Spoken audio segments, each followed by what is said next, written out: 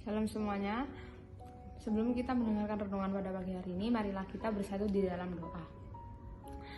Tuhan Allah Bapa yang bertata dalam kerajaan surga, yang kami sembah dalam nama Tuhan Yesus Kristus. Terima kasih Bapa atas kebaikan-Mu yang Kau limpahkan pada kami dari hari kemarin sampai pada pagi hari ini Bapa. Terima kasih Bapa. Sebentar kami akan mendengarkan sedikit dari firman-Mu, kiranya Engkau yang memberkati, Kau yang menyertai kami agar dapat mengerti dan menerapkan firman-Mu dalam kehidupan kami Bapa. Kau yang berkati, Kau yang sertai setiap pribadi kami Bapa. Di atasnya itu juga ampuni segala dosa yang kami lakukan agar kami layak di hadapan-Mu Tuhan.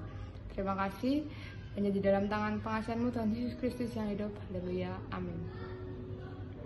Firman Tuhan pada hari ini diambil di dalam kitab Daniel 3 ayat 17 sampai 18. Saya akan bacakan Daniel 3 ayat 17 sampai 18. Ayat 17. Jika Allah kami yang kami puja sanggup melepaskan kami, maka Ia akan melepaskan kami dari perapian yang menyala-nyala itu, dan dari dalam tangan-Mu ya Raja. Tetapi seandainya tidak, hendaklah Tuanku mengetahui ya Raja, bahwa kami tidak akan memuja dewa Tuanku dan tidak akan menyembah patung emas yang Tuanku dirikan itu.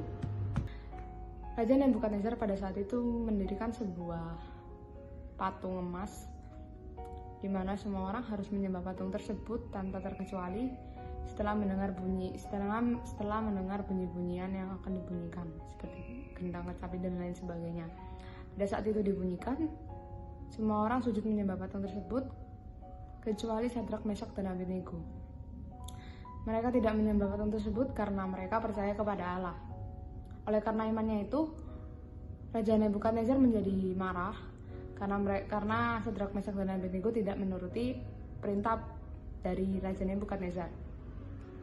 Sadrak, Mesak dan Abednego diminta oleh Raja Nebukadnezar untuk sujud kepada patung tersebut ketika bunyi-bunyian dibunyikan. Tetapi yang terjadi tetaplah Sadrak, Mesak dan Abednego berada pada imannya dalam Tuhan. Lalu murkalah Raja Nebukadnezar. Hal itu membuat ia menyuruh bawahannya untuk memanaskan perapian yang menyala-nyala itu. Ketika Sadrak, Mesak dan Abednego masuk ke dalam perapian yang menyala-nyala itu, dilihatnya lah ada 4 orang di dalam perapian yang menyala-nyala itu, dan ia pun berkata seperti melihat yang satu di antara 3 dan antara 4 itu seperti anak dewa. Lalu disuruhlah Sadrak, Mesak dan Abednego keluar, dan tidak didapatinya satu helai pun dari rambut sampai bawah sampai kaki yang hangus, tidak ada bau bakar. Dan setelah melihat kejadian itu, Raja Nebukadnezar menyanjung Tuhannya Sadrak, Mesak dan Abednego, ya Tuhan kita. Dari situ dari cerita Sadrak, Mesak dan Abednego ini kita tahu bahwa iman Sadrak, Mesak dan Abednego sangatlah kuat. Teman-teman, dari kisah Sadrak, Mesak dan Abednego ini dapat kita lihat akan keteguhan mereka yang tidak mau melepaskan kepercayaannya kepada Allah walaupun dihadapkan di antara 2 pilihan, yaitu hidup dan mati.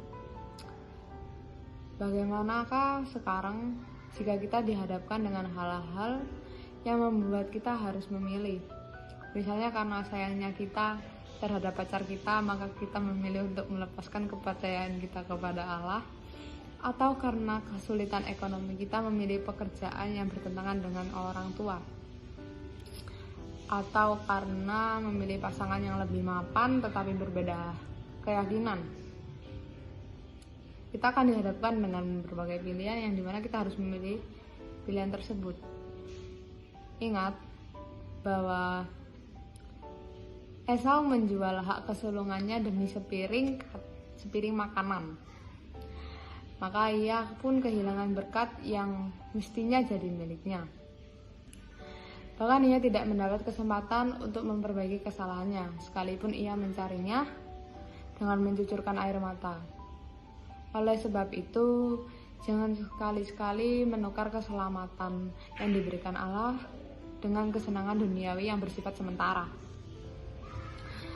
Oleh karena itu, mari kita mempunyai iman yang seperti Sadrak, Mesak, dan Abednego, dan tetap percaya kepada Allah Bapa, dan tetap membaca firman-Nya, dan tetap mendekatkan hati, bersekutu dengan Tuhan, agar kita mengerti apa yang dimaksud Tuhan dalam hidup kita dan tidak salah pilih. Karena apa? Karena rencana Tuhan sejujurnya lebih indah daripada rencana yang kita buat. Rencana Tuhan lebih indah pada waktunya jika kita memang sudah berusaha sekuat tenaga, tetapi yang kita dapat tidak sesuai dengan apa yang kita inginkan. Percayalah bahwa Tuhan mempunyai rancangan yang lebih baik untuk hidup kita, karena kita tidak pernah tahu rancangan Tuhan itu apa, tetapi tetap percaya kepada Allah. Begitulah firman Tuhan pada renungan hari ini. Kiranya renungan ini dapat menjadi berkat bagi kita semua. Sebelum menutup renungan pada pagi hari ini, marilah kita bersatu di dalam doa. Tuhan Allah Bapa yang bertata dalam kerajaan surga, terima kasih Bapa atas kebaikan yang Kau berikan pada kami, sehingga kami dapat mendengarkan sedikit dari firman-Mu pada hari ini Bapa. Terima kasih Bapa, Engkau yang ajarkan kami agar kami memiliki iman yang teguh seperti Sadrak, Mesak, dan Abednego, dan kami memiliki kepercayaan yang sangat-sangat lebih kepadamu Bapa. Kau yang membiarkan kami untuk terus berdekat kepadamu, Kau yang sertai kami, Kau yang berkati kami, Kau yang bimbing kami dalam setiap hidup kami Bapa. Terima kasih Bapa. Sebentar kami juga akan melakukan aktivitas kami selanjutnya. Kiranya Kau yang memberkati, Kau yang menyertai dari detik ini hingga malam nanti Bapa. Terima kasih Bapa. Hanya di dalam tangan-Mu kiranya firman ini menjadi berkat bagi kami, dan kami dapat menjadi berkat bagi sekeliling kami. Terima kasih Bapa. Hanya di dalam tangan-Mu dan hanya di dalam tangan-Mu dan Yesus Kristus yang hidup. Haleluya. Amin. God bless you.